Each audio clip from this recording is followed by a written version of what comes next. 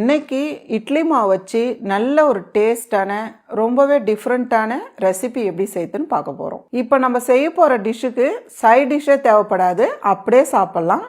வாங்க ஈஸியாக எப்படி செய்யுதுன்னு பார்க்கலாம். இப்போ ஒரு மிக்ஸி ஜாரில் 3 தக்காளி கட் பண்ணி சேர்த்துக்கலாம். கொஞ்சமாக இஞ்சி, 7 பல்லு பூண்டு, ஒரு 12 முந்திரி எடுத்து தண்ணியில் ஊற வச்சு வச்சிருக்கேன். நல்லா பேஸ்ட்டாக அரைச்சி எடுத்துக்கலாம். இப்போ ஒரு பேனில் 3 டேபிள் ஸ்பூன் எண்ணெய், கொஞ்சமாக ஜீரகம், பொடியை நறுக்குன 3 வெங்காயம், கூடவே பொடியை நறுக்குன 2 பச்சை மிளகாய். இப்போ வெங்காயம் நல்லா வதங்கினதுக்கு அப்புறம் கூடவே பொடியை நறுக்குன ஒரு தக்காளி சேர்த்து நல்லா வதக்கிடலாம். இப்போ நம்ம அரைச்சி வச்சிருக்க பேஸ்ட்டை சேர்த்துக்கலாம். இப்போ பச்சை வாசனை போகிற அளவுக்கு வதக்கிட்டு கூடவே கொஞ்சமாக மஞ்சத்தூள் சேர்த்துக்கலாம். 1 டீஸ்பூன் மிளகாய் தூள், மல்லித்தூள், 1/2 டீஸ்பூன் கரம் மசாலா, ஜீரகத்தூள், 1/4 டீஸ்பூன் மிளகுத்தூள், தேவையான அளவு உப்பு சேர்த்து இப்போ நல்லா கலந்துக்கலாம். ஒரு 2 நிமிஷம் கலந்துட்டு கூடவே கொத்தமல்லி சேர்த்துக்கலாம். இப்போ மில்கி மிஸ்டோட அசல் இட்லி மாவுலேருந்து ஒரு கரண்டியாக எடுத்து இட்லி ஷேப்புக்கு சேர்த்துக்கலாம். இந்த இட்லி மாவு ரொம்பவே சாஃப்டா இருக்கும். இப்போ மூடி வச்சுட்டு மீடியமான தீயில 8 நிமிஷம் அப்படியே விடுங்க. இப்போ நம்ம பார்க்கலாம்.